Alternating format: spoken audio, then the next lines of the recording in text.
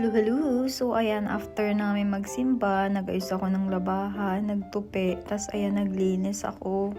Kasi may pasok ako ng weekends.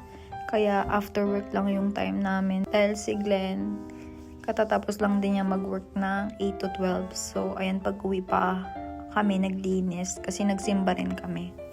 So, ayan, naglinis lang kami. Tapos, finally, nakabili na kami ng TV. Ang tagal namin pinag-isipan kung bibili talaga kami ng TV. So, yun guys, thank you Lord na nakabili na kami kasi gusto na rin namin magka-TV or paunti-unti kami bibili para hindi mabigat at hindi sabay-sabay kung sakali. So, ayun lang guys. Thank you guys for watching. Bye!